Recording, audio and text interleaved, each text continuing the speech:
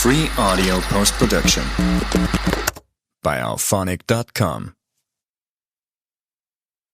Well, good day, everybody, and welcome aboard for the October live stream. I'm coming to you from a reasonably remote location this evening, and I'll tell you a little bit more about that in a minute. We've got quite an interesting topic tonight. What we're doing, we're going to be looking at the advice that you'd give your younger self if you were able to go back in time and talk to yourself when you were a teenager, perhaps, and give yourself some advice on what you might do differently to ensure that you are a better, happier, more successful fisherman or fisher lady at this point in your life. So I think it's quite an interesting one, and I'm sure that a lot of you'll have some ideas on it. Hold off on them for a little while because there's a couple of other things that I want to tell you about first. First up is where I am. I'm not at home in my office like I usually am. I'll show you where I am. I'm in Tumut on the beautiful Tumut River in southwestern New South Wales. I've come down here for my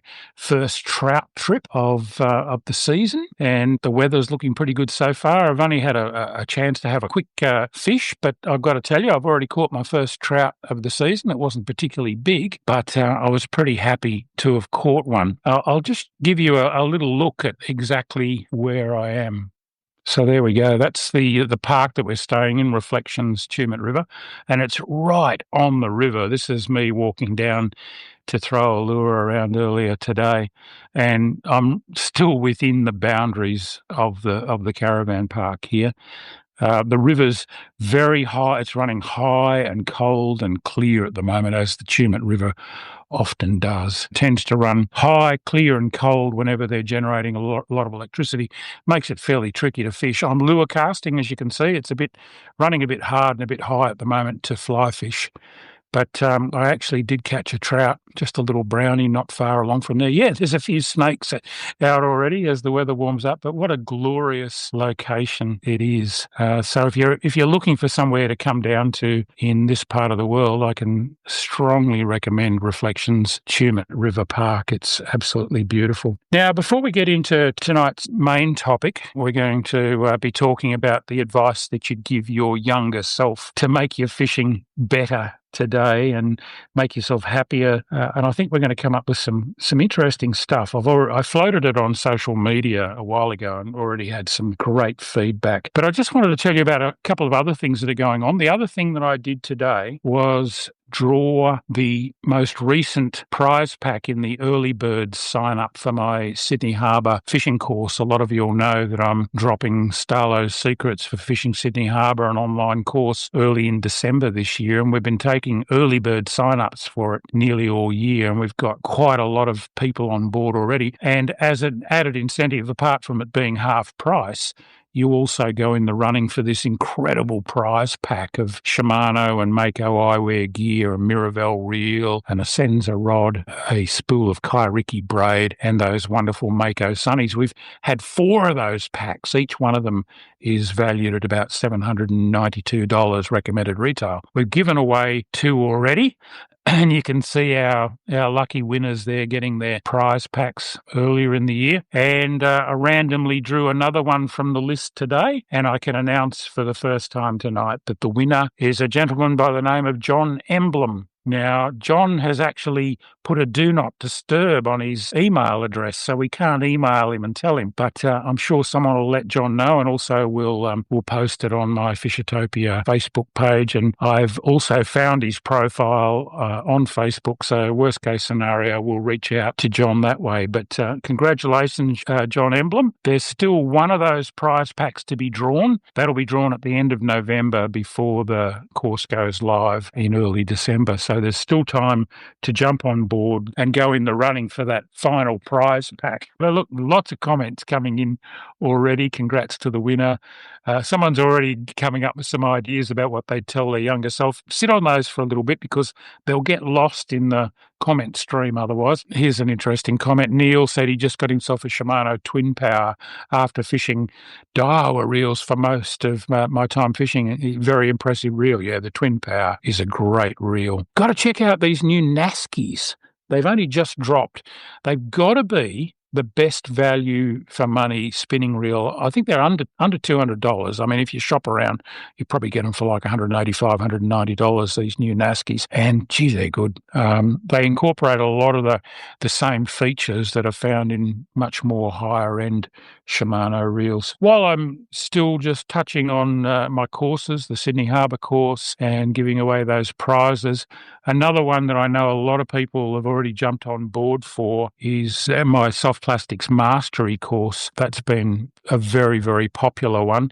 If you want to get onto any of these courses, just go to fishotopia.com and you'll find how you can do it, but none of them are particularly expensive. Here's an interesting comment that's just come in. The ultimate hunting skill would have to be observation for me. A lot of people talked about observation when it came to advice that they would give their younger self. That's one that we'll certainly be touching on. Now, the other amazing news I've got for you tonight is I've got some prizes to give away tonight. I've actually got a pack of Arc Genesis jig heads from Lee Boardman, the creator of Arc Genesis jigs, which are a tungsten-based jig head. There's a couple of designs in them. I've been talking quite a bit about them. I've been using them almost exclusively for the last little while. Really, really good jig heads, great hooks in them and everything else. And I just love that tungsten, the fact that it's denser than lead, casts further, sinks faster. In situations where you need that, it's really, really handy. And along with a packet of his quarter-ounce Pro Tournament jig heads, I'm going to give away a packet of the new or reborn Squidgy's Bugs. Squidgy Bugs were one of my favourites from the original Squidgy's range, and they're back now. I'm happy to announce the Bugs and the Lobbies. They're not quite on the market yet. They're still a couple of weeks away, I believe, but I've got a couple of packets. Let me show you. So I've got a packet of the Squidgy Bugs in the Cloud 9 colour, beautiful baitfish colour, and a packet of those Arc Genesis quarter-ounce Pro Tournament jig heads. And whoever asks what I reckon is the best question or comes up with the best answer to what you'd tell your younger self is going to take those home tonight. So put your thinking cap on, have a bit of a think about that. You might pick up those prizes. All right, so that's what we're going to talk about tonight. Listen to me, kid. If you could go back in time, jump in the DeLorean and Back to the Future and talk to your younger self, what would you tell yourself? My younger self there, I used to catch some pretty nice fish, but there's probably things that I would do differently if I went back to that time and was able to tell my younger self some clues about how to improve my fishing. What sort of things would I say? One of the things that I think of is some advice that Vic McChrystal. Now, a lot of people will recognise Vic's name. Vic was the doyen of Australian fishing writing back in he started in the late 50s and he wrote right through the 60s, 70s, 80s. Didn't actually retire until right into the early 90s. Unfortunately, passed away quite a few years ago now. But Vic lived up in Cardwell in Queensland. He was just the most fantastic fishing and outdoor writer. He was a hunter as well as a fisherman. He gave me some advice when I was a young bloke, about 21 or 22, and I didn't take it. And I wish I had. And the thing that Vic said was, keep a diary.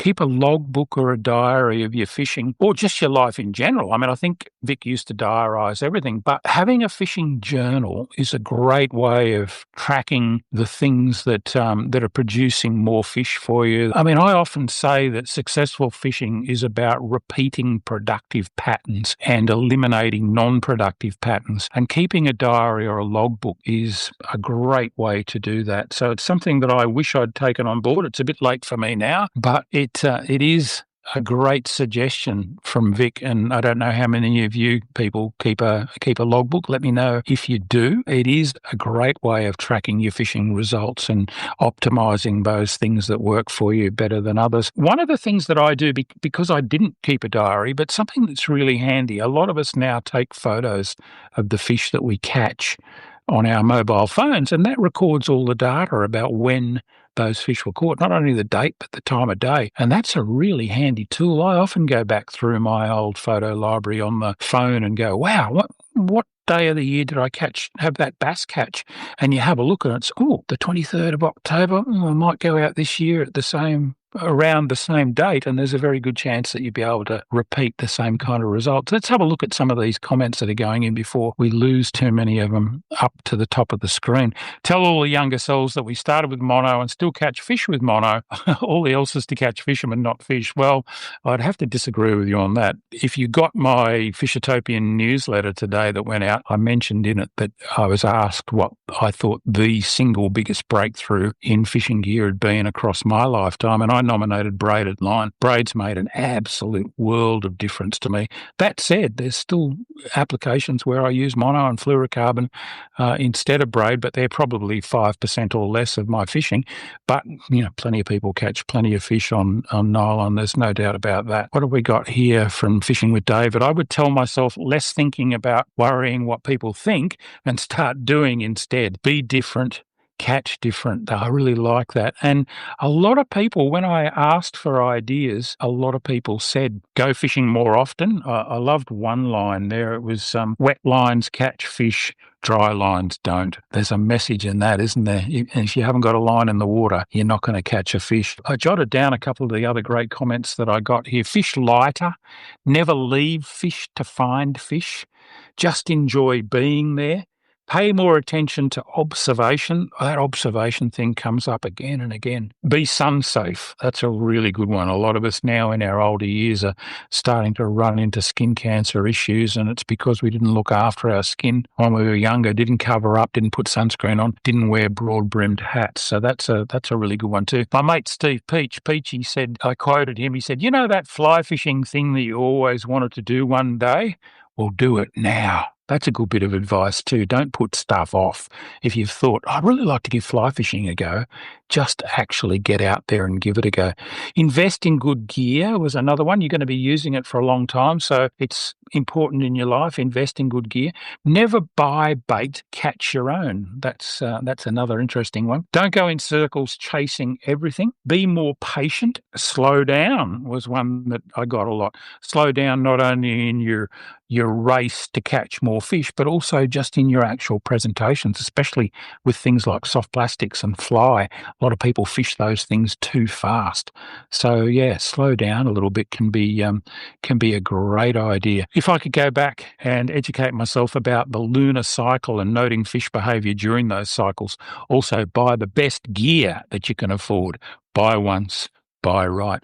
That's good. What's this one? I would tell my younger self to slow down. Don't get caught by the big names in lures and experiment. That's a really good point. Trends and fashions come along in fishing and we all tend to jump on them at different times. The old stuff still works and stuff that no one else is using works. It's really a good idea to think outside the box sometimes. Lee from Arc Genesis said that he'd tell himself to carry less tackle. He says, unfortunately, I still haven't learnt. And I think a lot of us are in that boat. Neil said, varied retrieves get more fish. I like that one too. There's an interesting one from H&G. Speaking of nice reels, I have a 1953 Benora spinning reel made by a Swiss watchmaker. Has as smooth a drag as my Daiwa Steez. Even has a ratchet knob like overheads. Wow. I got to say, I am not familiar with that reel at all. I used to use the old Abu Cardinals and the little Mitchells and things like that, but I don't know the Benora. That's an interesting one. Buy more gold. Now, this is interesting. The whole thing about managing your finances better. Someone actually said get into superannuation earlier so that you can retire earlier and go fishing more. And there were quite a few people who commented along the lines of looking after your finances better so that you had more funds later in life to be able to spend on your fishing, to be able to travel, and hopefully to be able to retire a little bit earlier and go fishing more often. So that's quite interesting.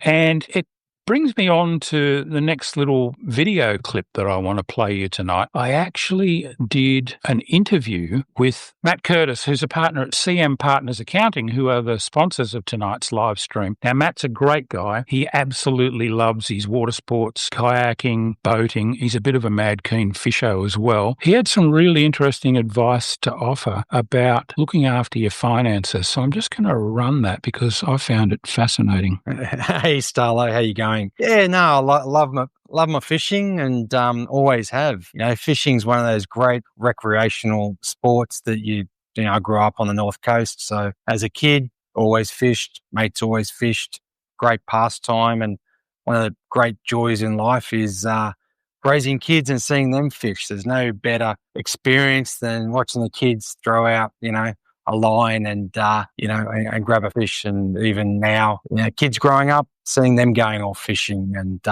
having a good time with friends and family. So it's definitely it's a great sport to be involved in, fishing. It is. So fishing up the North Coast, what styles did you do? A bit of everything, bit of beach fishing, bit of estuary? Yeah, no, definitely a lot of beach fishing. Yeah, with the big rods and stuff. So straight out there, and then a bit of rock fishing around sort of Byron Bay and off there, which obviously can get fairly dangerous at times. Yeah, so a bit of everything. We had the Brunswick River up there, and obviously ocean.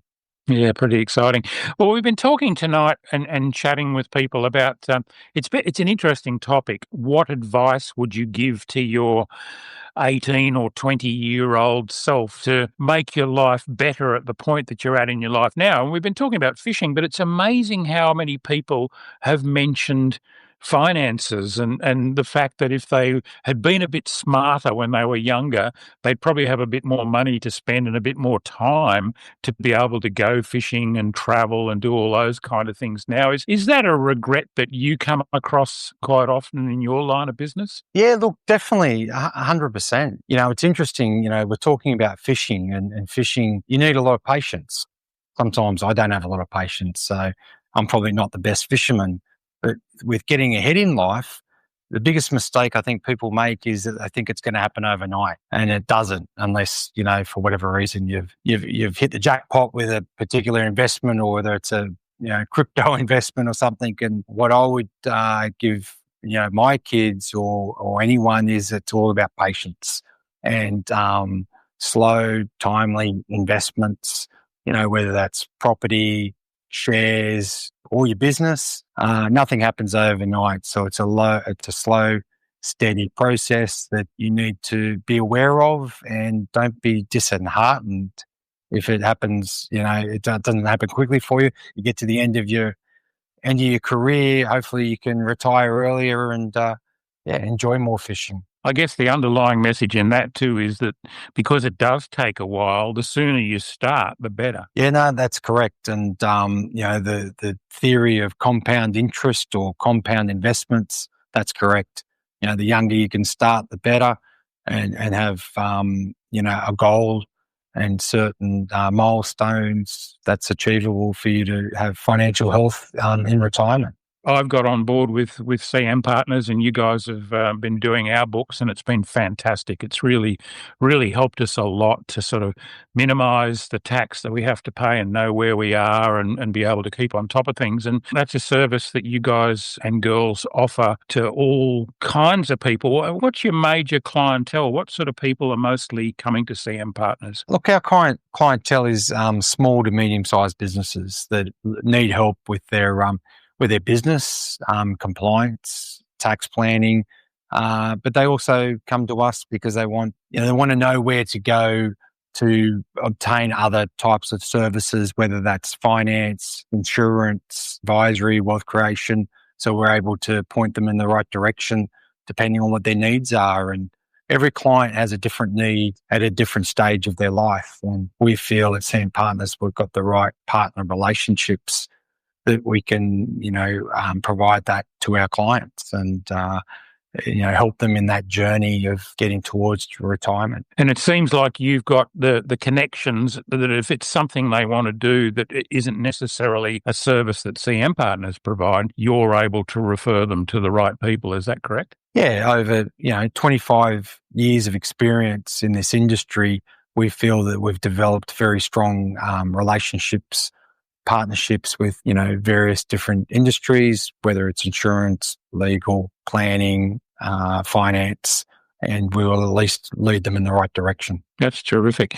And if they use the link that I've got down in the description below, they can set up a consultation with you guys absolutely free, and I believe there's no obligation. Yeah, no, it's definitely something we offer in regards to a free obligation meeting, and make sure we put you with the right person within our organisation to have that initial consultation and at least provide your feedback of what we believe you should be doing into the future. Yeah, that's terrific. I wish I'd found SAM partners when I was 20 rather than in my 60s, and I think you guys can help a lot of people to achieve that better life balance and perhaps retire a bit earlier and enjoy their fishing a bit more. Thanks for having a chat to us tonight. It's been really good to catch up. No worries, Starlo. Yeah, some pretty good advice there from Matt, and some great comments have been coming in too. Steve Jones said, I did learn something in life, and that is that you don't have to cast over the moon on the beach to catch fish. I find the fish are at my feet. And I talk about this a lot in some of my YouTube episodes about that fact that you don't have to punch the bait out over the horizon and cast halfway to New Zealand to catch fish. A lot of the fish are within that 20 to 30 metre band of the shore. This is another good one from Bill and the Kelpies. I'd tell my young self that success is not measured by the biggest fish or the biggest bag. Live in the moment and enjoy the fishing experience. And boy, that can be a hard thing to get across to younger anglers, but it definitely is a really, really good message, and it becomes a lot easier to accept as you get older, I think. Here's another one from Mr. Comfy Australia. Another is when fishing the beach, it isn't a casting contest. There we go. This is another one about not needing to cast over the horizon, and Burley does work off the beach. It sure does. On top of observation, keeping a diary, I would have also taught myself to target fish instead of fishing at the wrong spot, wrong time, wrong gear, fishing for anything. I like that. You know, one of the ways that I used to differentiate between, if you see people fishing and you ask them what they're fishing for, the ones that say, oh, whatever comes along, normally don't catch very much. The ones that say, I'm fishing for flathead, or I'm targeting brim, or I'm chasing a luderick, they're the ones, that might not be what they actually end up catching, but they are the ones who usually end up catching more fish. So those are great bits of advice. Oh, here's one. Don't hesitate to start using lures instead of bait. Yeah, I mean, that's a good bit of advice too. Most of us start out with bait fishing. Some of us then get into lure fishing. A smaller subset, again, might go into fly fishing. Each step is probably a little bit more of a challenge. In some ways, it can be argued that it makes it a little bit harder, but we do it because of the satisfaction and because it does offer a challenge. Don't be afraid to switch over to lures. I still meet people who say, oh, do lures really work? I hate to think how many fish I've caught on lures over the years. Rather than just going out any day of the week, make a plan and stick to the plan. So that sort of ties in with what we were talking about before about actually targeting a fish. Structure does count. Don't be scared of a snag. Well, in a lot of fishing situations, if you're not getting snagged on a regular basis, you're probably not going to catch a fish. Bass fishing in rivers would be a classic example of that. If you're constantly casting a metre short of the snags and you're not getting snagged up, then you're probably not going to catch very many bass. So you've got to speculate to accumulate, get that lure right in there. One of the things I'd tell my younger self is to get into fishing earlier. Yeah, that ties in with some of the other ones we've had about don't put stuff off if you want to try something new. If you want to have a crack at lure fishing, if you want to have a crack at fly fishing, if you've only ever saltwater fished and you've thought about freshwater fishing, go and do these things. Don't put them off. Life's short. And that's something that's worth bearing in mind. It might seem like a long time while you're going through it, but when you get towards the end of it, as you know, I'm a lot closer to the end than I am to the beginning at 67 years of age, and you start thinking about stuff like that. Look, I've got to go back up to this one. I absolutely love it. And I'm actually going to make a rash decision here and give the prize to Tom. Tom said, hey, Starlo, I'm a young fisho, and one thing I would tell my younger self would be to just ignore what the popular fishing trends and brands are and just fish the way that makes me happy. I reckon that's a wonderful message, especially coming from a younger angler. Tom, the Arc Genesis jig heads and the packet of squidgy bugs are going to be going out to you. I'm down here at Tumut for the rest of the week, so it won't be until next week that I'll get a chance to post them to you. But well done, mate. That's I absolutely love that comment. Growing up, my brother would say, fish don't eat plastic. I ignored him, and thankfully I did. I caught my biggest fish on squidgies. Bottom line advice to younger people, listen to the experts. Yeah, that's right. I mean, there's cynical people out there who tell you that it's all marketing ploys. And, a common line that you hear is that lures are designed to catch fish rather than fishermen. And, certainly some aspects of them are. Some of the paint jobs and things on lures, there's no way it makes any difference to the fish, whether it's got little gills and fins and everything on it. When they see something flash past, they don't look at that kind of detail. That's there to catch the fisherman. But the overall presence and action and performance of the lure is what catches the fish. So thank you for that, Mr. Company. Give Starlo a thumbs up on the video. I'm really enjoying these live streams. I'd love to hear your ideas on some of the subjects that you'd like me to tackle in future. I'm not absolutely sure that I'll be able to do the first Tuesday of November. That's Melbourne Cup Day, by the way. Joe and I will actually be up in Queensland chasing barra in some of the dams up there. And I think on that particular day, we'll have been fishing with Dean Sylvester, chasing some really big barra, doing the, dare I say it, the forward-facing sonar thing, which I know tends to sort of polarize people's opinion. I'm a bit ambivalent about the whole thing, but I love watching it. I love watching people who are good at using it. Dean is very, very good at using it, and looking forward to that. We're actually going to try and get Joe onto a really big one on fly. So that'll be interesting. I'll let you know how we go. Here we go. What have we got here? I found over time that if I follow what's happened in a fishing report, it's too late. Make your own plans. Just spare a thought for me when I was growing up. I mean, by the time I got a fishing report through a fishing magazine, it was between 3 and 5 months old. That's how long the lead times were on Modern Fishing and Fishing World back in the 80s and 90s, when they were, they had to be assembled and put together and sent overseas and printed and shipped back and put in the news agents and sold. So they were months old. Then things got a little bit quicker. But now, I mean, you can almost get real-time fishing stuff from social media, which is probably a bit of a double-edged sword. It's not always great. It does mean that fish get put under a lot more pressure. When I look at the yellowfin run we've had down on the far south coast of New South Wales across the last month or so, I'm sure you've all heard about it. Yellowfin tuna run like nothing that I've seen in my lifetime. It's just extraordinary. A lot of yellowfin, mostly in that sort of 25 to 60 kilo range. None of the super jumbos, but pretty big fish, big sickles, amazing fish, and they're catching them on stick baits and all sorts of stuff. Joe and I headed out to try and catch one a couple of weeks ago now. We had a classic day. I mean, our boat's not very big, so we really pick our conditions before we head offshore. And we covered 75 to 80 kilometres of ocean and didn't see a tuna. They were catching them north of us and south of us. It's very easy to zig when they zag. And it's a big ocean out there. We saw plenty of dolphins, plenty of whales, plenty of bait, seals, penguins, everything except those damn tuna.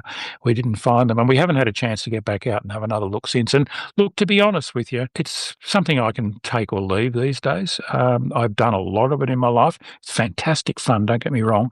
We don't really have the gear for it anymore. And to be honest with you, I'm just as happy up the river catching a bass, or up here catching a trout, or chucking little lures for bream. I don't need to catch huge fish anymore to be really happy. Hey, thank you very much. Doing It Fresh has just kicked in $20. Beers on me. I'll drink to that. And you can do that. It's wonderful being able to kick in and help your content providers like that. Any chance we could get an episode about fly fishing for sea mullet? I watched one of your older videos and decided to try it for myself. I managed to hook one, but it came off. Now, by sea mullet, he means bully mullet, the big ones, and they're tricky. I mean, I did a video not that long ago on burleying with bread and fishing fly. Well, I did two. I did one catching them on bait, but I'm talking here sand mullet and flat tail mullet, up to about 35, even 40 centimetres long. Good fish, great fun to catch.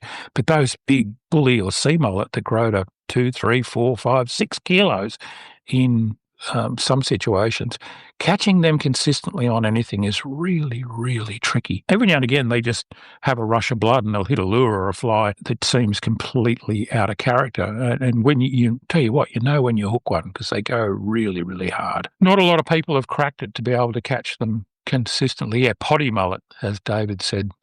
That's what the Victorians call them. Up here in New South Wales and Queensland, a potty mullet is a tiny little mullet that we use for bait, but potty mullet is the term they use for the big sea mullet down in Victoria. It's horses for courses and different names in different parts of the country. Jordan Moore wants to know, what's the best lure for bream? Well, you're not going to be overly surprised that I would tell you that if you could only have one lure for bream, it'd have to be a squidgy wriggler in the bloodworm colour. And people say, which bloodworm colour? 50 Shades of Bloodworm.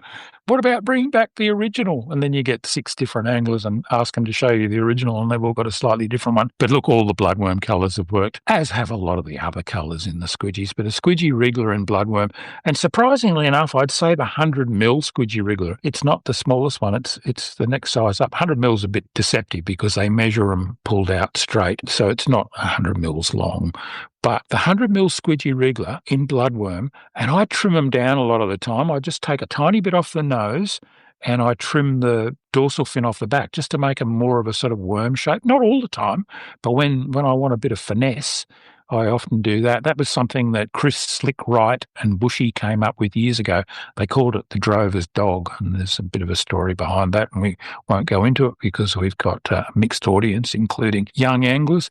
But yeah, the drover's dog, that trimmed down 100mm squidgy fish, and you say, well, why not use the 80mm squidgy fish rather than cutting a bit off the nose of the 100mm? The 100mm just had that bit more action in the tail for some reason. 100mm squidgy wriggler fish in bloodworm on the lightest jig head that you can get away with in the situation that you're fishing, and about a number 2 hook, fine gauge, sharp hook, like the ones that Lee's putting in the new roundhead Arc Genesis jigs. There isn't a better lure made for bream, and you can fish from anywhere right up in the shallow flats out to deeper water with it. I mean, I love catching bream on my hard-bodied lures, but if I could only have one lure, that's what it'd be.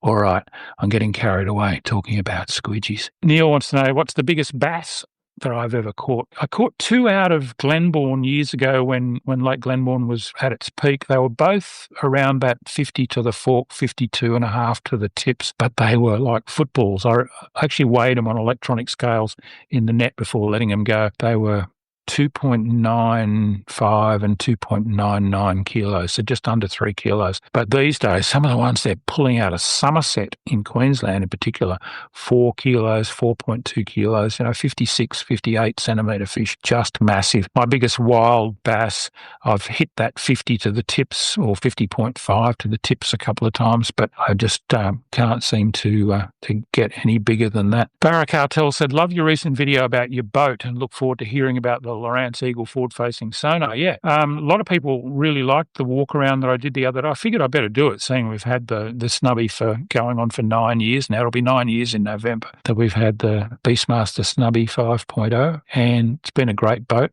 Have a look at that if you haven't seen it. I'd just take you for a virtual tour through the whole boat, and I talk about the fact that I've just managed to get a good deal on one of those Lowrance Eagle Eye forward-facing sonars there. It's the poor man's forward-facing sonar. They've only got a little narrow beam going forward. I can't get it to work yet. I've put it on. I've put the transducer on the electric motor, and I've got a signal, but it's just clutter and noise at the moment. I've got something wrong. I've only had about an hour to play around with it the other day. I'll sort it out. I'll let you know for sure. Donna says, my question to my younger self would be, why didn't you fish the gorge more? I was brought up on the Clarence River. Yeah, the Clarence Gorge. What a magnificent bit of country that is. Although I've got to tell you, the best fishing is often just below the gorge, especially in September, early October, when those fish are heading back upstream from spawning down in the tidal reaches of the Clarence. If you get just the right flow rate and it's not quite enough water for them to get up through the gorge, and if you've ever walked that gorge, and I have years ago, you'll see that it's incredibly hard going for the fish to get up through there unless they've got exactly the right flow rates. So you tend to get the fish really sort of piling up at the bottom there. But it is a great part of the world. Fishing with David says, my first bream on a lure was on the old school squidgies, bloodworm and lake tires. Yeah, I'd like $1 for everyone whose first bream was caught on a squidgy wriggler. Doing It Fresh says, I've been fishing with lighter gear each time and finding a lot more success. That'd be something I'd let my younger self know. Quite a lot of people said more finesse, fish lighter. You definitely hook more fish. Sometimes means you lose more fish as well, so it is a bit of a fine line, but definitely results in more hookups. What lures should I use to target breeding Australian salmon? I'm down in Tassie It's that time of year, and they get as big as 90 plus centimetres. That's a big Australian salmon. I don't know. When you say breeding, obviously spawning aggregations, they should still feed. They can be tricky, I know, when they're like that. You see them just schooled up on the surface and the odd one flopping out of the water. But what I've always found, even when they're doing that, is that a couple of the fish in the school will be active. If you fish metal bait fish profiles and things like that through them, keep them fairly small and go pretty quick. And every now and again, one will just peel off. And the other thing that's well worth trying is a surface lure, just a little popper or one of those the Shimano Ligans, which have become my go-to surface lure. They're not a particularly big lure. Give those a go. Matthew Harrison says, my advice to my younger self would be always learn something after each trip, whether it's a donut session or a great session. Yeah, that's really good. You do learn. You should learn from getting things wrong as well as from getting things right. And that's where that keeping the diary, big trick. If you do keep a logbook or a diary, don't only record your successful sessions because you're missing out on a lot of data by doing that. Record your unsuccessful sessions as well, because what you're going to try and do later on is rule those out, not do those same things that didn't work for you. Peter Mahoney says, my first brim on a lure was the old Rebel crick hopper. Plastics hadn't really caught on yet.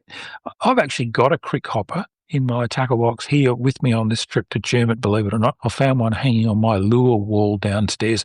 Hey, that's a good video that I should do in the next little while, is a walk through my lure wall. They get hung up there for a couple of different reasons. They didn't work. They worked really well. They've only got a couple of them left. So I've got all these weird and wonderful lures hanging on a pegboard downstairs in my tackle area. So it might be kind of fun to do a bit of a walkthrough of those at one stage. But yeah, the crick hopper, little hard-bodied lure. A lot of modern-day anglers wouldn't have a clue what you're talking about there, but they were a really, really good lure. Levi wants to know, what's your most memorable fishing moment? Wow. As you can imagine, there's a few, but I think catching that giant bluefin tuna in Canada all those years ago, that 1,020-pound Atlantic bluefin tuna, I peaked early. I was only 22 years old, and I haven't caught anything anywhere near as big since, and I don't want to. That was hard work. Doing It Fresh wants to know, do you have a Discord, a place where you can build a strong community, let people discuss ideas, moderated with rules, of course? What we've actually got now is a private community for anyone who does one of my courses. So if you sign up and do one of my courses, even one of the cheap ones, there's only a couple so far, but I'm building courses. It's part of the way that I'm heading in the future. If you sign up to any of those, you get an invite to join our private community of people who have done the courses. So that's really good. Barracartel said that he wishes that I kept records. I know my biggest barra, but would love to know the other species. I think a lot of us as fishermen, we rely on our memory, and sometimes that's not all that good to remember our PBs of different species, but it is nice to know your PBs. I know fly fisherman Peter Morse keeps a tally of all the different species that he's caught on fly over the years, and he's up into the hundreds. It's just amazing.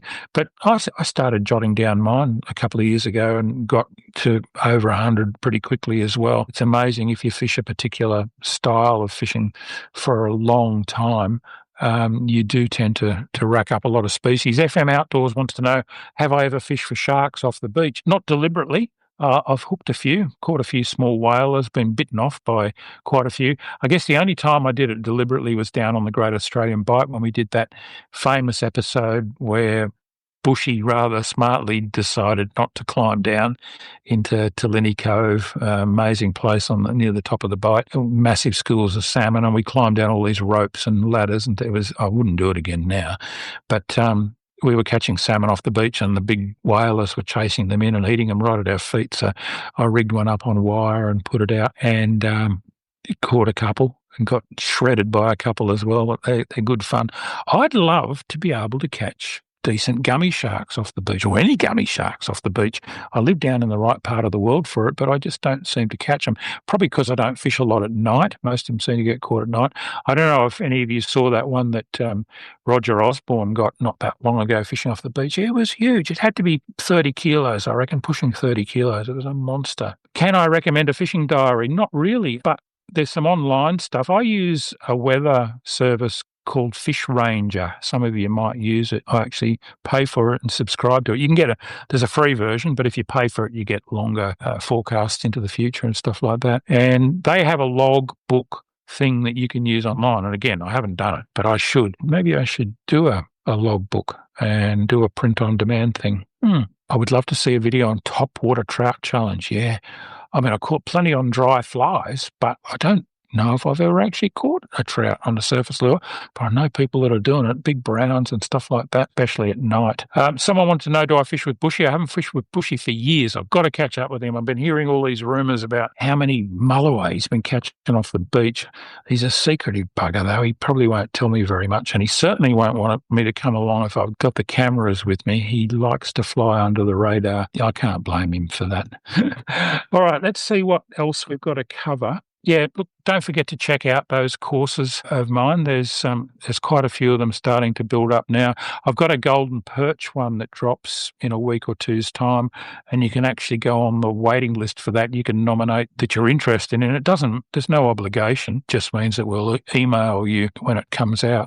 Lazy Yakkers, Fishing Adventures. Ooh, golden perch course, sign me up, please, Joe. Yeah, well, jump on to fishatopia.com and you'll see how you can sign up or get your name on the wait list for that, and we'll then email. It'll be a cheap one. It's not going to be, but it'll be probably a $29 course. But wow, I've put some work into it. I'll tell you, there's a lot of stuff in there. It's a really interesting course. You can do it 3 different ways. You get all 3.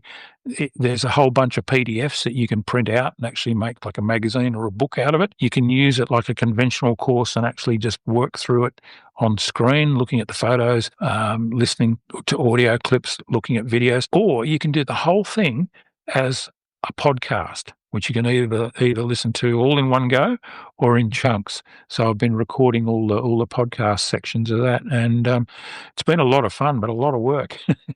Thank you, Barra Cartel, another super sticker. I really appreciate the support. Any of you who are involved in creating content for YouTube or whatever will know it doesn't pay particularly well, but I do love doing it, and any support that I can get from you folks who enjoy watching the stuff really helps. Do a live stream with Shroom. That's a good idea. I've done two collaborative videos with Shroom. I love fishing with Shroom. I've been doing quite a lot of YouTube stuff in the last couple of weeks, as well as that one on my boat. I've also made a couple about fishing in super shallow water, something that's a real favourite of mine, targeting that super skinny water for flathead and whiting and things like that. I made one recently about breaking the myth of looking for the deep hole. You don't always need to find the deepest part of any system to catch fish. In fact, you're going to find a lot more active fish feeding up in the shallows, and I've done a couple of videos about that just recently. Oh, yeah. Steve Jones says, I love those BT Bantam lures. They swim great. That's that jointed swim bait that I've been using up in the real shallow stuff. They've got an amazing action. They're 99 millimetres long. It's called a Bantam 99. They do a smaller one, and I got the smaller one, but it floats. I mean, that's fine. It's going to have its application, but the 99 one sinks very slowly, and I love the way you can just sort of control how far it goes. But the smaller one, the 66, which is hard to find in Australia, I've got a couple of them, it actually floats. So I've been putting those stick-on lead suspend dots, just sticking one under the chin of it to make it just sink very slowly. And it seems to give you a lot more versatility with that lure. Mr. Comfy says, thank you, mate. That was great. Well, thank you for watching, and thanks for sticking with us to the end. I think we've got 63 people watching at this stage. We peaked at about 78. So that was another good live stream. I'm still very much feeling my way with these live streams and learning as I go. As you can see, some of the glitches that I make as I go along, but thanks for hanging in there with me. Thanks so much for supporting my Starlo Gets Real channel on YouTube. I really, really do appreciate you getting on there and watching the videos. Please give me a thumbs up down below. That really helps. And there's a new thing called hype. I'm still trying to find out where it lives myself, but if you see an opportunity to hype one of my videos, apparently it really helps as far as getting it out there with the algorithm so that more people get to see it. Mr. Comfy says, have a good holiday. Hey, I'm never on holidays. I'm down here working. No, seriously, I'm having a lot of fun. I caught my first trout of the season today. It was about that big. And I did miss a bigger one. I've only had a very brief chance to throw a lure around today in that lovely part of the Tumut River that I showed you. But I got a couple of days now, and I got a good mate coming down. I've got Joe here. We'll get out there and hopefully catch a couple. Last year was the most disappointing trout season of my life, I think. And the funny thing was that the 3 before that were probably the best trout seasons I can ever remember. But last season was just the pits. So I'm hoping that this one is better. Anyway, I wish you all tight lines, whatever you're chasing over the coming days and weeks. I hope you can find them. I hope you took something away from those wonderful suggestions about things that people would tell their younger self to improve their fishing and their enjoyment of fishing as they get older. And we're all getting older. All right, I got to go. Thank you very much. This is Starlo wishing you tight lines.